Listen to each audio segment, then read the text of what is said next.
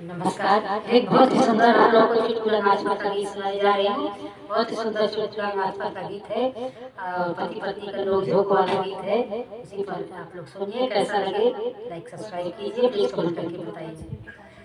पिया जिंदगी भर हो, पिया जिंदगी भर कैला कुलेल पिया, होई नहीं मेल पिया नाक तो जिंदगी भर कैला कुलेल पिया, होई नहीं मेल पिया नाही बैठी हमरा गन्ना, तू तो बाका बड़ी कम्मा नाही बैठी हमरा गन्ना, तू तो बड़ा बड़ा निकम्मा, तू तो बड़ा बड़ा निकम्मा, तू तो बड़ा बड़ा निकम्मा, बनाई दिहला हमरे हो, बनाई दिहला हमरे जिंदगी के खेल पिया, नहीं होई मेल पिया ना, बनाई दिहला हमरे जिंदगी के खेल पिया, होई नहीं मेल पिया ना, सारी जिंदगी भर कैला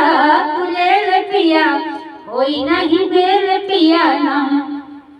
बाबूजी के रहे प्यारी, रहे माई के दुलारी, बाबूजी के रहे प्यारी, रहे माई के दुलारी, रहे माई के दुलारी, रहे माई के दुलारी हो, तू तो रोज रोज हो, तू तो रोज रोज जात बाट जेल पिया, होई नहीं मेल पिया ना, तू तो रोज रोज जात बाट जेल पिया, होई नहीं मेल पिया ना, सारी जिंदगी भर कैला कुलेल पिया, होई नहीं मेल पिया ना, मारे माई तो हर ताना ना बनौबै हम खाना, मारे माई तो हर ताना ना बनौबै हम खाना, ना बनौबै हम खाना, ना बनौबै हम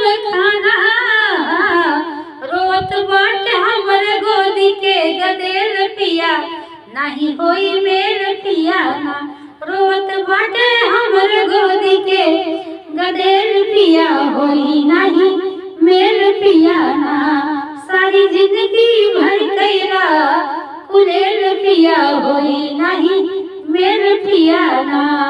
नमस्कार।